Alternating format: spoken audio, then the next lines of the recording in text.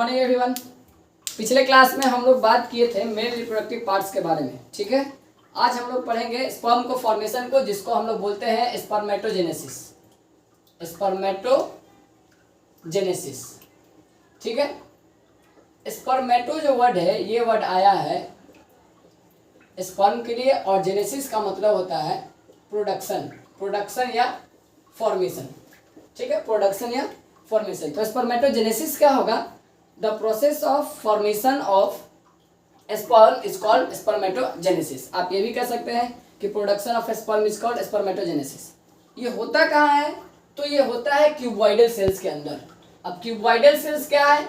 ये आपको LS section of testis जब बताया गया होगा तो बताया गया होगा। आपको बताया गया था कि टेस्टिस होता है, टेस्टिस के अंदर क्यूबॉइडल सेल्स होते हैं, और क्यूबॉइडल सेल्स में ही काम होता है स्पर्मेटोजेनेसिस का। क्यूबॉइडल सेल्स को हम लोग और भी नाम देते हैं, जिसको बोलते हैं स्पर्मेटोगोनिया,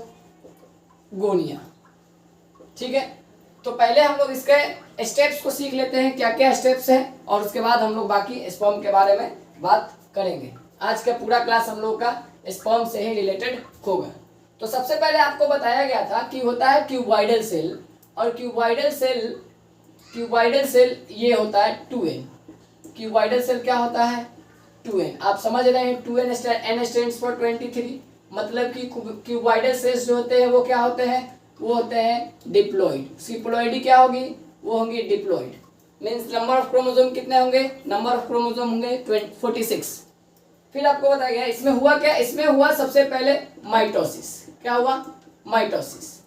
जब माइटोसिस हुए तो दो सेल बन गए, ठीक है। माइटोसिस हुआ, माइटोसिस होने के बाद यहाँ पे दो सेल बना। अब जब ये दो सेल बना तो क्या हुआ? माइटोसिस हुआ, माइटोसिस से क्या बना? 2n। इस पहले माइटोसिस, तो आपको पता है जब माइटोसिस होता है तो नंबर ऑफ क्रोमोसोम सेम रहते हैं, तो यहाँ 2n बना। तो इस 2n को हम लोग बोल दे रहे हैं डिफरेंशिएशन हुआ। एक्चुअली क्या हुआ कि क्यूबॉइडल सेल जो है माइटोसिस हुआ, और माइटोसिस में कुछ डिफरेंशिएशन हो गया, तो हमारे पास बनता है प्राइमरी स्पर्मेटोसाइट्स हमारा बन गया, ठीक है। उसके बाद क्या हुआ? उसके बाद हुआ मियोसिस नंबर 1। क्या हुआ? Meiosis number 1। और आपको पता है जब मियोसिस होगा तो नंबर ऑफ क्रोमोसोम क्या हो जाएंगे? नंबर ऑफ क्रोमोसोम हो जाएंगे n, ठीक है। नंबर ऑफ क्रोमोसोम क्या हो गए? n। अब जो n बना इसको हम लोग बोल रहे हैं क्या? Secondary spermatocytes. क्या बोल रहे हैं? Secondary spermatocytes. अब उसके बाद क्या हुआ? उसके बाद हुआ मियोसिस नंबर 2। क्या हो गया? Meiosis number 2। और जब मियोसिस नंबर 2 हुआ तो आपके बने दो सेल। इन सेल्स को हम लोग बोलते हैं स्पर्मेटिड्स इसको हम लोग बोलते हैं। और एक स्पर्मेटिड से दो स्पर्म सेल बने। एक स्पर्मेटिड से कितने स्पर्म सेल बने? 2 स्पर्म सेल बन गए। इसी को हम लोग बोलते हैं स्पर्म। इसी को हम लोग क्या बोल रहे हैं? स्पर्म। आप फिर से समझिए कि सबसे पहले क्यूबॉइडल सेल है जो डिप्लॉइड है। सबसे पहले क्या हुआ? Mitosis number 1। जब माइटोसिस नंबर 1 हुआ तो दो सेल बने, और हम उसको क्या बोल रहे हैं? Primary spermatocytes. प्राइमरी स्पर्मेटोसाइट्स का क्या हुआ? मियोसिस 1 हुआ। जब मियोसिस 1 हुआ तो दो सेल बने, जिसको हम लोग, और इसको हम बोल क्या रहे हैं? सेकेंडरी स्पर्मेटोसाइट्स, जो जिसकी क्या प्लॉइडी क्या होगी? प्लॉइडी होगी हैप्लॉइड। प्लॉइडी क्या हो जाएगी? हैप्लॉइड हो जाएगी, ठीक है। उसके बाद क्या है कि मियोसिस 2 हुआ। मीन्स कि सेकेंडरी स्पर्मेटोसाइट्स का मियोसिस 2 हुआ, और मियोसिस 2 से क्या बने? स्पर्मेटिड्स बने, और एक स्पर्मेटिड से 2 स्पर्म बने। तो हम ऐसा कह सकते हैं कि एक क्यूबॉइडल सेल से एक बार में कितने बनेंगे? तो एक क्यूबॉइडल सेल से एक बार में 4 स्पर्म बनेंगे, ठीक है। ये हुआ स्पर्म के फॉर्मेशन हो गया। ये हो गया प्रोसेस कि कैसे कैसे होता है। अब बात की जाए स्पर्म के बारे में तो जरा ध्यान से आप समझिए। पर इजैकुलेशन, जब भी स्पर्म इजैकुलेट होता है तो पर ejaculation approx 2.5 ml sperm release होता है।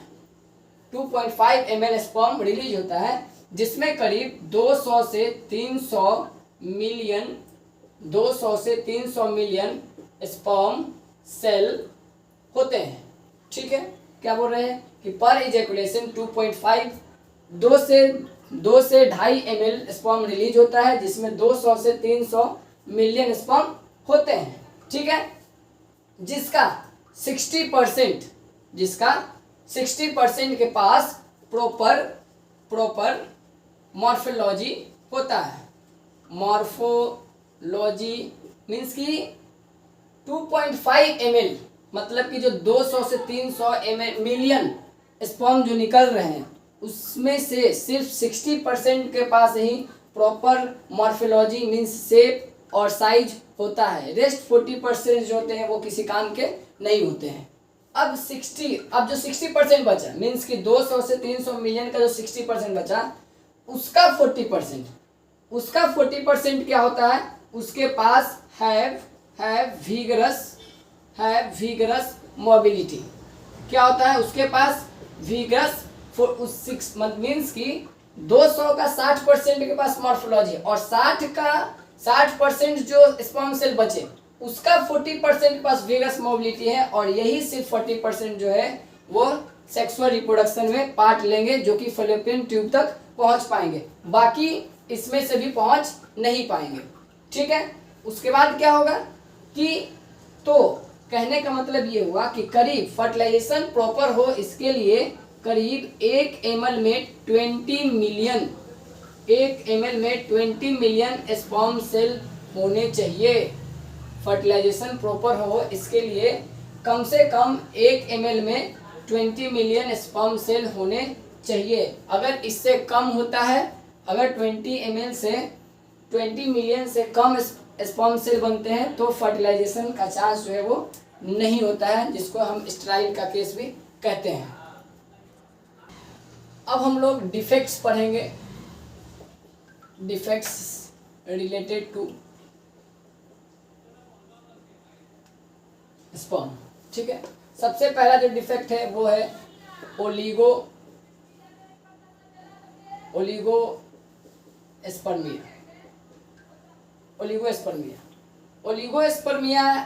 वो डिफेक्ट है जिसमें क्या है, पर ml नंबर ऑफ जो स्पर्म सेल है वो 20 मिलियन से कम होता है। आपको मैंने अभी बताया कि एक प्रॉपर फर्टिलाइजेशन हो इसके लिए जो स्पर्म का नंबर है वो पर ml कम से कम 20 मिलियन होना चाहिए। अगर 20 मिलियन से कम होता है तब क्या है, उसको हम बोलते हैं ओलिगोस्पर्मिया। ये क्या है, it is a disorder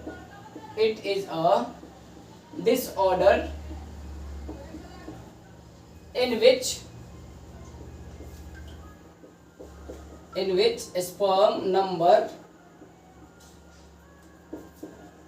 per ml is less than 20 million cell. अगर पर ml स्पर्म में अगर 20 मिलियन से कम स्पर्म के सेल होंगे तो उसको हम लोग बोलेंगे ओलिगोस्पर्मिया। दूसरा जो डिफेक्ट है उसको हम लोग बोलते हैं एजूस्पर्मिया। ए का मतलब क्या होता है, यहाँ एब्सेंट होता है। एजूस्पर्मिया वो केस है जिस केस में क्या है, स्पर्म बनता ही नहीं, मीन्स के स्पर्म का फॉर्मेशन ही नहीं होता है। तो लिखेंगे it is the case in which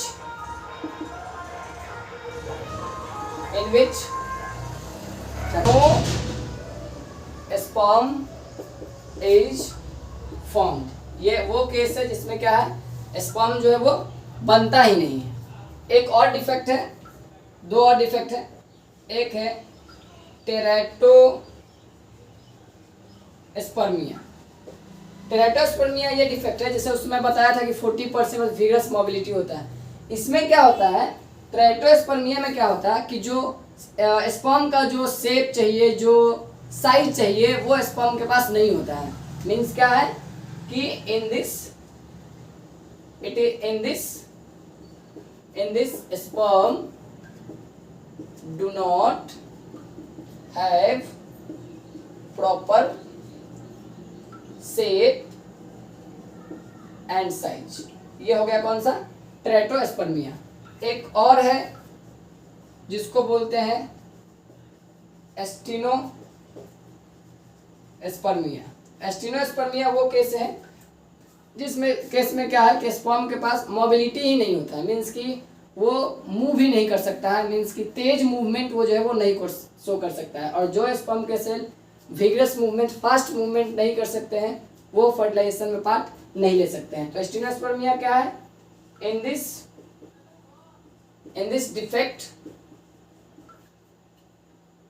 this defect sperm cell do not have fast mobility। Clear है? आप फिर से समझ लीजिए। एक है ओलिगोस्पर्मिया। ओलिगोस्पर्मिया में क्या है कि जो स्पर्म का नंबर है वो 20 मिलियन सेल से कम है। एक है जियोस्पर्मिया, इसमें क्या है कि स्पर्म जो है वो बनेगा ही नहीं। एक है आपका ट्रेटोस्पर्मिया, इसमें क्या है कि स्पर्म के पास प्रॉपर शेप और साइज नहीं होगा। और एक होगा एस्टिनोस्पर्मिया, इसमें क्या होगा कि स्पर्म सेल के पास जो वो मोबिलिटी ही नहीं है, वो अच्छे से मूव ही नहीं कर सकता है। अब जरा हम लोग पढ़ेंगे कि स्पर्म के क्या क्या पार्ट्स हैं, उसमें क्या क्या चीज़ें हैं, तो हम लोग उसको देखते हैं। तो एक टिपिकल स्पर्म में पार्ट्स ऑफ स्पर्म, ठीक है, तो मेनली 3 पार्ट्स होते हैं, आप यहाँ देख लीजिए। एक होता है हेड, एक होता है नेक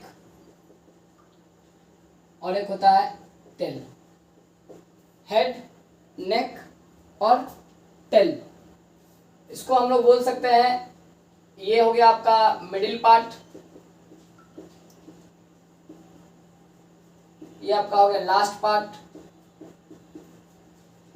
और ये हो गया आपका फर्स्ट पार्ट। शेप कैसा है तो आप शेप देख लें जरा, कैसा है शेप।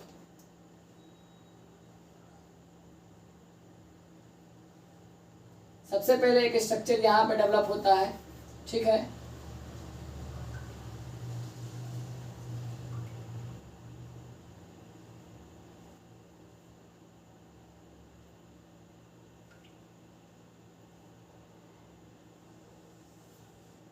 ये इसका टेल होता है। सबसे फर्स्ट पार्ट जो है ये है, यही है आपका हेड, ठीक है। ये पार्ट जो है आपका मिडिल पार्ट हो गया, और ये जो पूरा पार्ट हो गया ये आपका टेल वाला पार्ट हो गया, ठीक है। इसमें होता है एक्रोजोम। सबसे पहला पार्ट हेड में क्या है, हेड में क्या है, एक्रोजोम।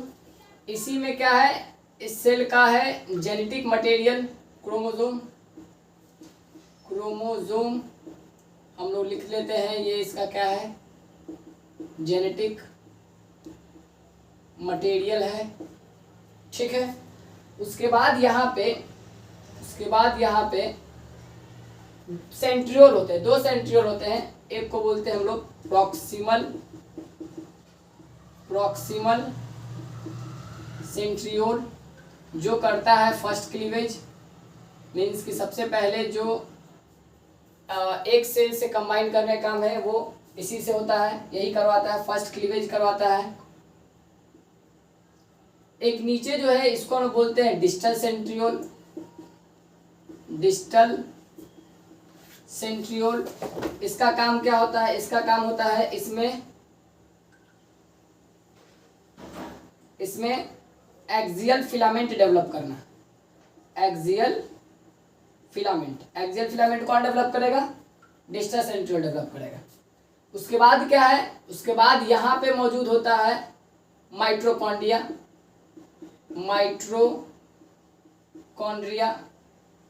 और एक स्पर्म में करीब 20 से 30